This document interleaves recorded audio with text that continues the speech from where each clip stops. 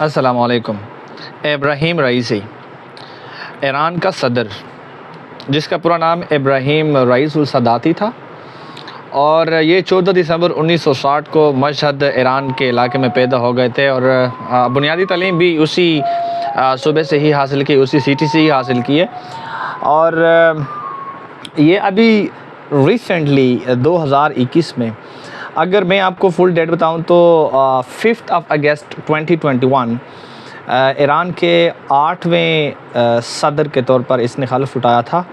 और ये आज कल ही 19 अप्रैल 2024 को अज़रबैजान के एक साइड से अपने बॉर्डर से वापसी आते हुए उसका हेलीकॉप्टर क्रैश कर गया है। क्या वजह है और इस चीज़ का ज़िम्मेदार कौन है? और इब्राहीम रईसुल सदाती, इब्राहीम रईसी, जो कि रिसेंटली पाकिस्तान भी आए हुए थे, और इससे पहले जबकि वो सदर बने थे, उससे पहले इब्राहीम रईसुल सदाती ने और क्या क्या ज़िम्मेदारी सर अंजाम दी, इस हवाले से हम बात करना चाह रहे हैं।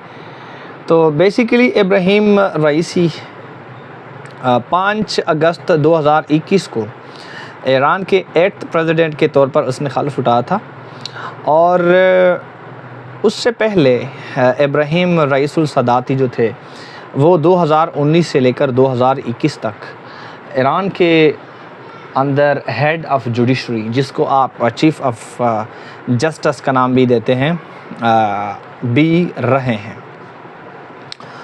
और उसके अलावा इब्राहीम रईसुल सदाती ये उस टाइम पैदा हो गए थे जब उस टाइम लैंड रिफॉर्म्स, और उसके बाद white land reforms from 1960 to 1963, और उसके बाद जो है वाइट रिवॉल्यूशन डेवलपमेंट प्रोग्राम जो 1963 से 1979 तक एक एरा था, ये उस दौरान ही पैदा हो गए थे।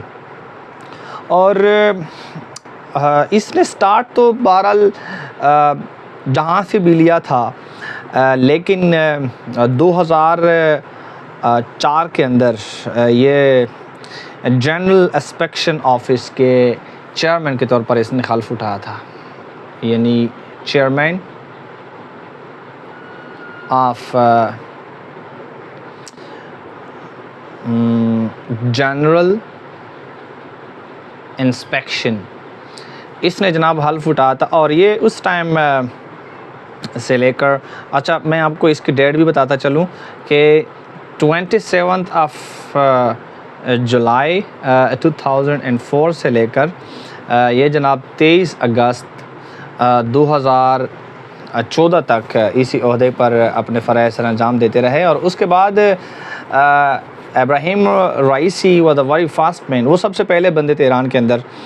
और ये first deputy chief of justice के तौर पर भी इसने काम किया 27 फरवरी 2007 से लेकर 21 मई 2016 तक। और उसके बाद इब्राहीम रईसी साहब मरहूम the member of the assembly of experts, ये मुंतखब हो गए थे 24 मई 2006 को, और अभी तक till the day of his death, यानी कि 19 अप्रैल 2024 तक इसी के अंदर भी रहा है। उसके अलावा प्रोसिक्यूटर जनरल ऑफ ईरान भी रहे 23 अगस्त 2014 से लेकर 1 अप्रैल 2016 तक। और उसके बाद मेंबर ऑफ एक्सपीरियंसी डिपार्टमेंट काउंसिल 14 अप्रैल 2017 से 7 मई 2019 तक। और उसके बाद इब्राहीम रईसी साहब ने ईरान के 7th चीफ़ जस्टिस के तौर पर भी जनाब हल्फ उठाया था। और ये 7 मार्च 2011 से लेकर 1 मई 2021 तक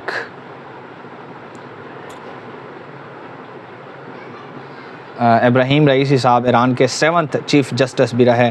और आखिर में 3 अगस्त 2021 को ईरान के 8वें सदर के तौर पर इसने हल्फ उठाया, और till the date of his death, यानी कि आखिरी दिन तक ज़िंदगी के वो ईरान के सदर रहे। और अभी जनाब ईरान के सदर इब्राहीम रईसी हेलीकॉप्टर के हवाई हादसे में जान बहक हो गए हैं।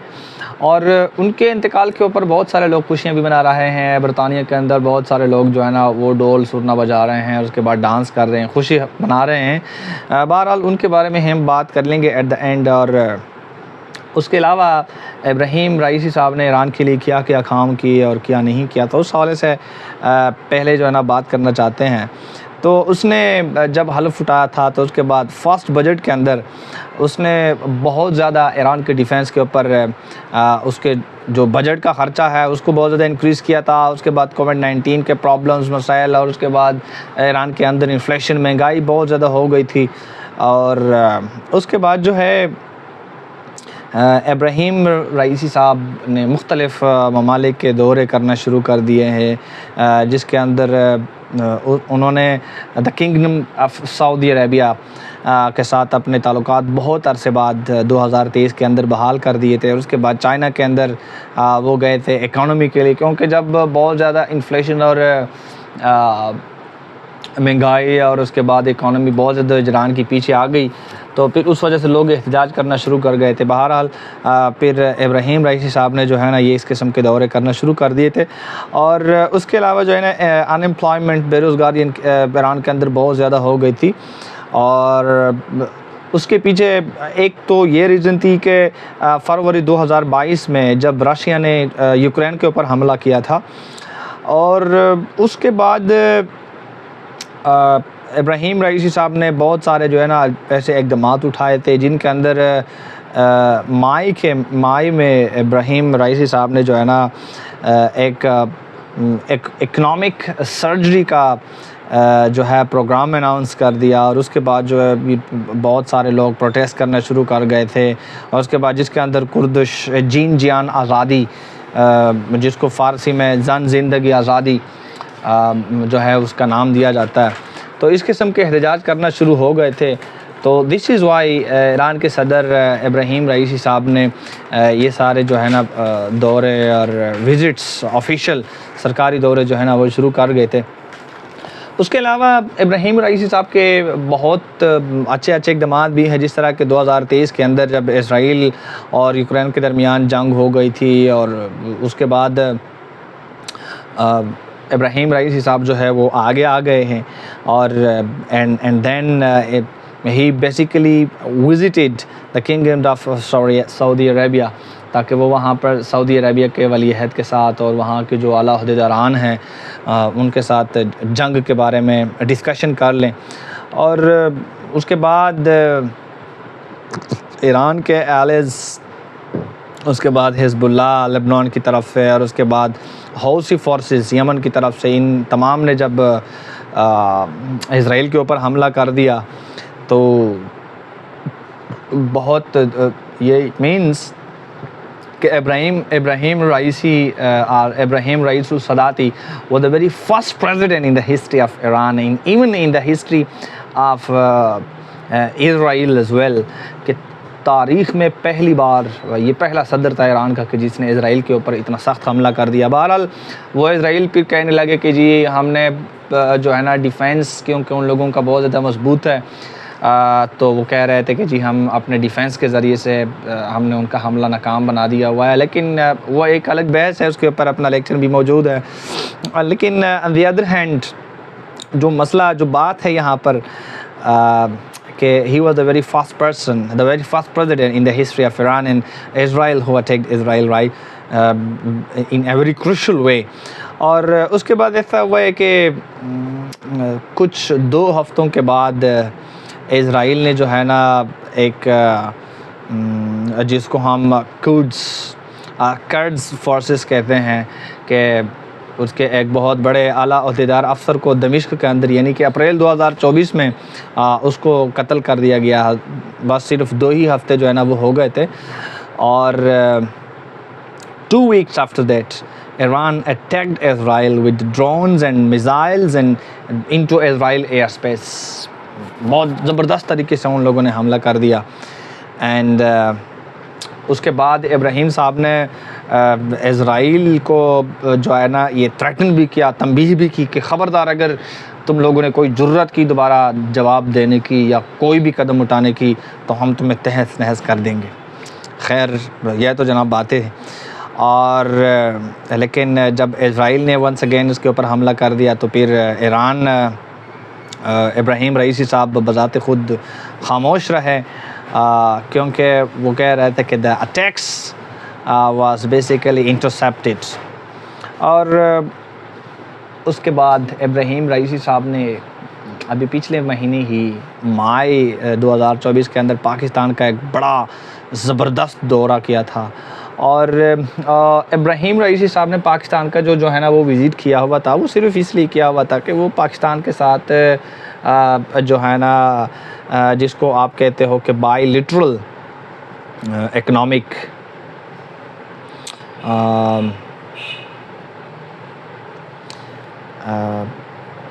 ये ट्रेड इकॉनमी को बढ़ाने की खातिर bilateral trade that was basically of 10 billion US dollars, ये एक मुआहिदा करने के लिए वो पाकिस्तान आए हुए थे। बहुत बड़ा मुआहिदा है पाकिस्तान और ईरान की तारीख़ में, किस चीज़ के हवाले से है क्या नहीं है, वो एक अपने लिए अलग बहस है। और उसके बाद यही इब्राहीम रईसी साहब श्रीलंका चले गए थे पाकिस्तान के बाद, और वहाँ पर उन्होंने बेसिकली एक हाइड्रो पावर प्रोजेक्ट उसका इफ्तिताह किया हुआ था। और उस प्रोजेक्ट के अंदर बेसिकली ईरानियन जिसको आप बोलते हो टेक्नोलॉजी का इस्तेमाल किया गया था, तो वो श्रीलंका चले गए थे, वहाँ पर उसका जो है ना इफ्तिताह कर दिया है। और अभी 19 मई 2024 इब्राहीम रईसी साहब अज़रबैजान जो है ना वहाँ पर गए हुए थे, और उसने वहाँ पर बेसिकली एक इफ्तिताह करना था। किस चीज़ का इफ्तिताह करना था? वो जनाब कुछ न्यू डैम्स बनने वाले थे। Basically he visited the area for the inauguration of the new constructed dams. और ये अज़रबैजान और ईरान के दरमियान अपना एक मुआहिदा था, तो फिर उन लोगों ने जो है ना अपने दरमियान ये मुआहिदा करके फिर उसका इफ्तिताह करने के लिए इब्राहीम रईसी साहब वहाँ पर गए हुए थे। खैर वहाँ से वापस आते हुए बहुत बड़ा एक हादसा पेश आया है, और उस हादसे के बायस इब्राहीम रईसी और उनके साथ ईरान के एक foreign minister Hussain Aamir Abdollahian, मुश्किल नाम है हुसैन आमिर अब्दुल्लाहियान उसका नाम था। तो बहरहाल वो भी उसके साथ शामिल थे, और वो भी जनाब फौत हो गए हैं। और उसके बाद जो है ईस्ट अज़रबैजान के जो है ना गवर्नर मलिक रहमती, वो भी जो है ना शामिल थे। और उसके अलावा इमाम जो नमाज जुम्मा पढ़ा रहे थे मोहम्मद अली अल हाशिम, वो भी इसी हेलीकॉप्टर के अंदर जो है ना शामिल थे। यानी कि कुल मिला के इनके अलावा कुछ 8 लोग ऐसे शामिल थे कि जो है ना इस हेलीकॉप्टर के हादसे में जान बहक हो गए हैं। और ये तारीख़ में पहली मरतबा नहीं हुआ है, इससे पहले भी बहुत सारे हैं। वो मेरे फेसबुक पेज के ऊपर उसकी लिस्ट भी अवेलेबल है कि ऐसे कैसे पहले हादसे कोई हुए हैं कि नहीं हुए हैं। तो वो कुछ 10 और मिला के एक और वो 11 ऐसे जो है ना मौजूदा सदूर, ठीक है, प्रेसिडेंट्स ऑफ डिफरेंट कंट्रीज़, जिसके अंदर फ़िलिपाइन के 2 जो है ना शामिल है। और 1988 में आप लोगों को याद होगा जनरल ज़ियाउल हक, वो भी एक हवाई हादसे में जो है ना जम बहक हो गए थे। बहरहाल तो इस किस्म के वाक़यात पहले भी हो चुके हुए हैं।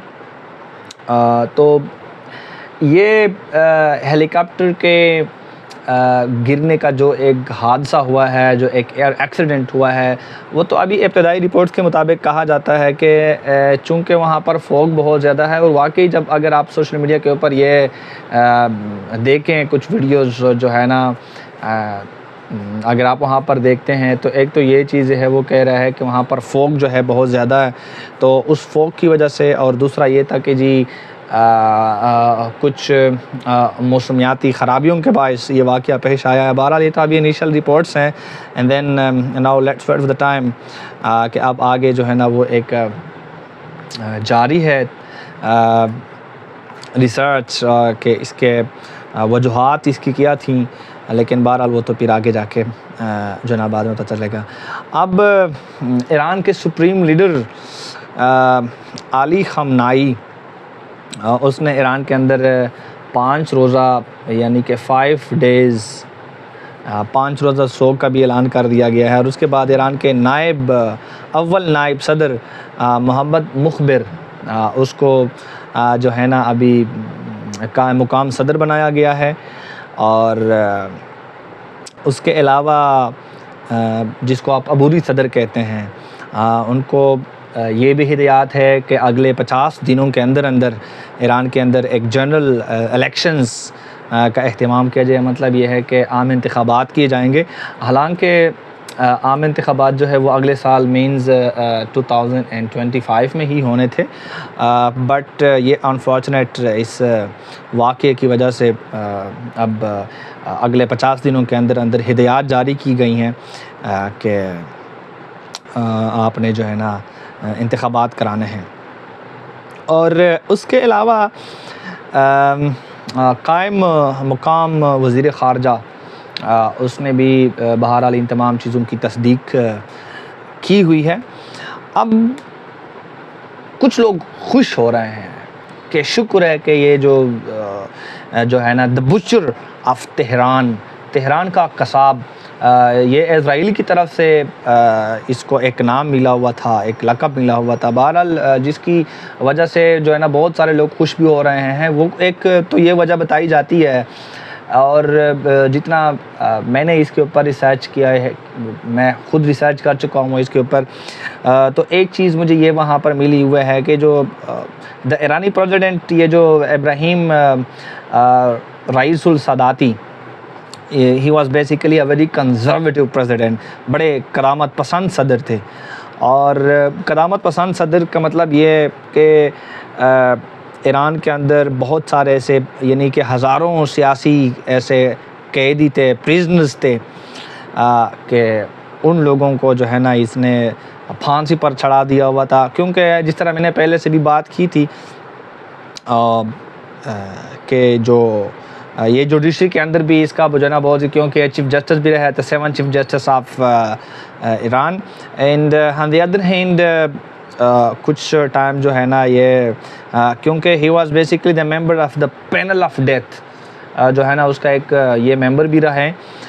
तो इस वजह से इब्राहिम साहब ने जो है ना हज़ारों ऐसे सियासी कैदी थे ईरान के अंदर की जिनको जो है ना फांसी पर चढ़ा दिया। तो फिर उन जो है ना वजूहात की बिना पर बहुत सारे लोग खुश भी हो रहे हैं। एंड ये तो कुछ चीज़ें हैं इब्राहिम रईसुल सदाती के हवाले से। और अब आगे क्या है तो let's wait for the time, और उसके बाद फिर दोबारा हम किसी इंशाल्लाह नेक्स्ट वीडियो में इस हवाले से बातें करेंगे। अल्लाह हाफिज़।